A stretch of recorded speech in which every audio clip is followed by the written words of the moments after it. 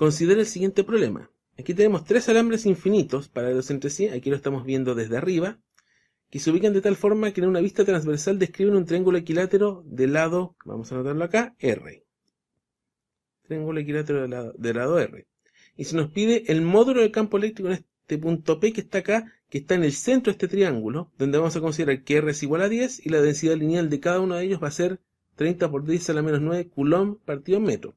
Nótese que estos dos de abajo tienen una densidad lineal positiva y este de arriba tiene una densidad lineal negativa. A continuación vamos a resolver este problema. Para ello necesitamos conocer el campo eléctrico de una barra infinita. ¿Cómo va a ser el campo eléctrico de una barra infinita?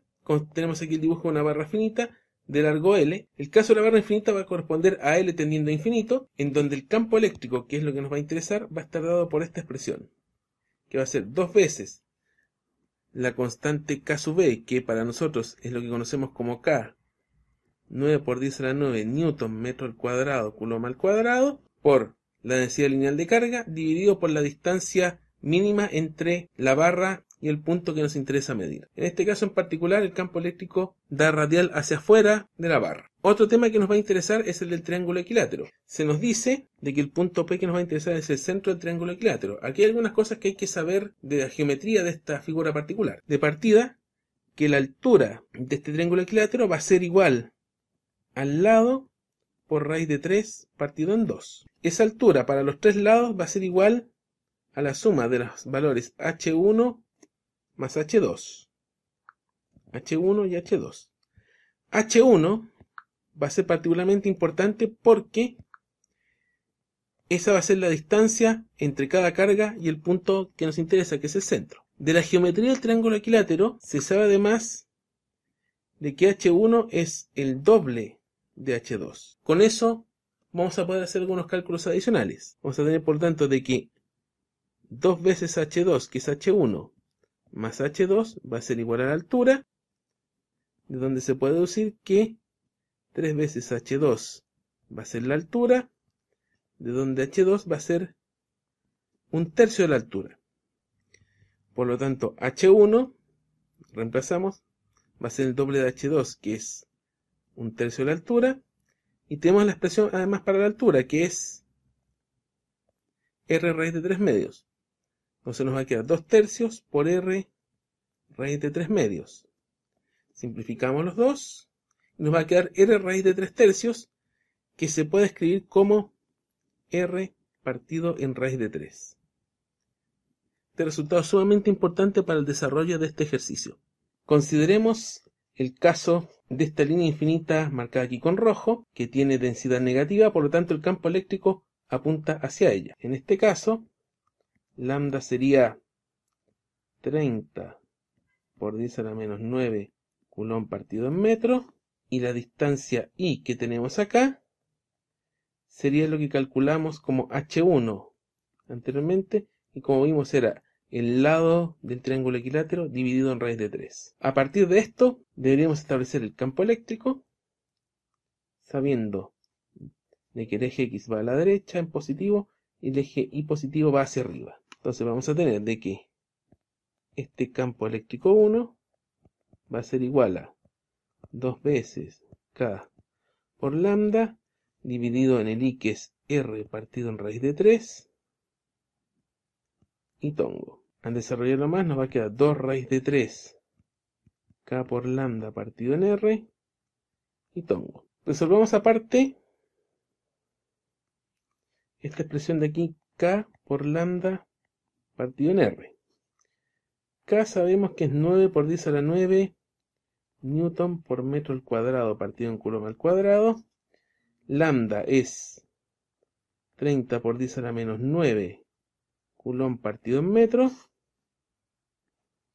dividido en R, que en este caso es 10 metros. Vamos a hacer el cálculo. Este coulomb se va con uno de los coulomb de acá, y estos metros cuadrados se dan con el producto de estos 2 metros. Por lo tanto, esto nos va a quedar en newton partido en coulomb. Ante esto, ¿qué es lo que tenemos?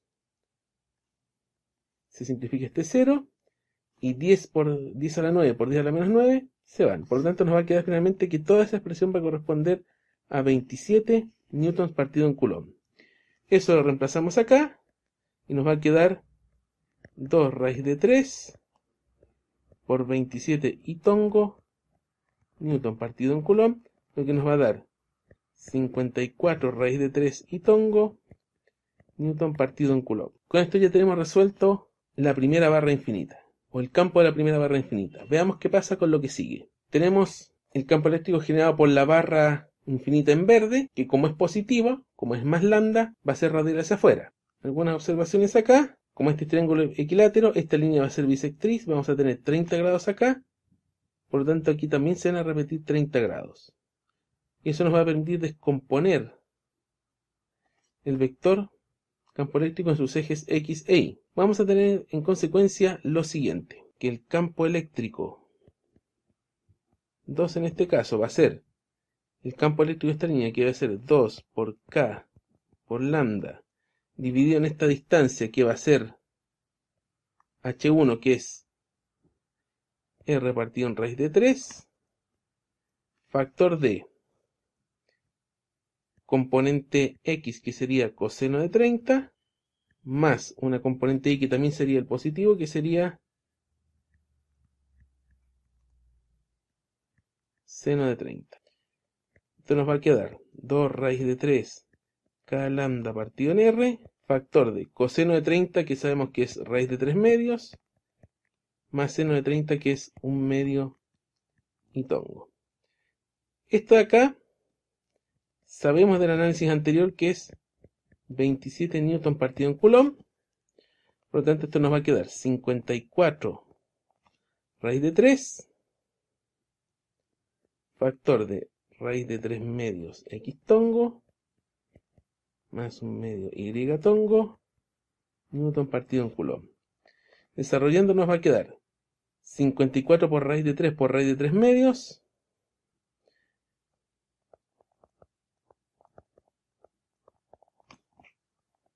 X tongo, más 54 por raíz de 3 dividido en 2 y tongo, newton partido en Coulomb. Y esto nos va a quedar 54 y 2, 27. Raíz de 3 por raíz de 3 es 3. 27 por 3, 81 X tongo.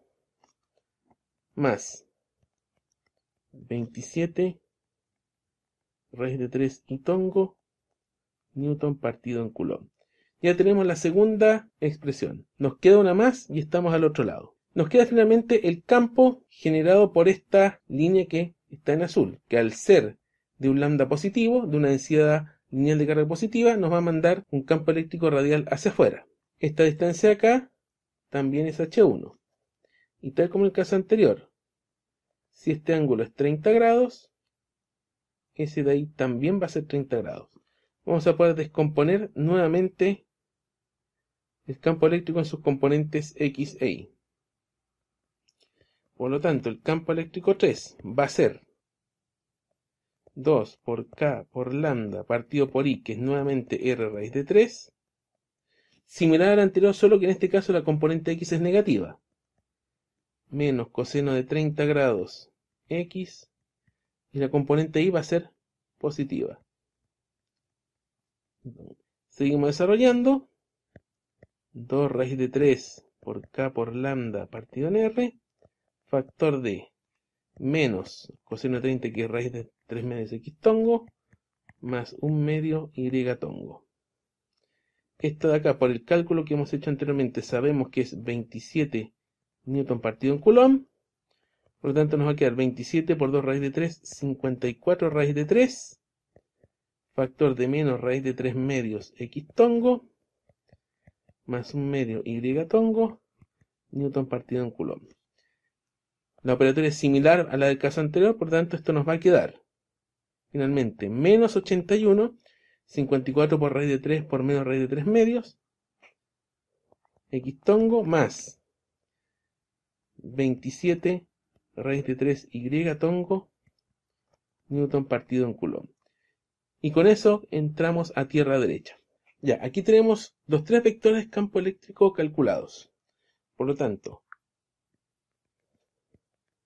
el campo eléctrico total va a ser la suma de esos tres campos.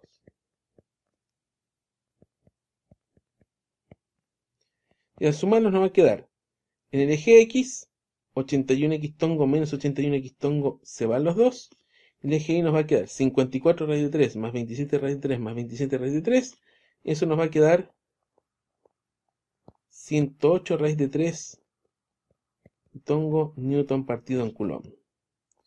Por lo tanto, la magnitud del campo eléctrico, que es lo que se nos está pidiendo, va a ser 108 raíz de 3 newton partido en coulomb, que es aproximadamente igual a 187,06 newton partido en coulomb. Y con esto se da por resuelto el problema.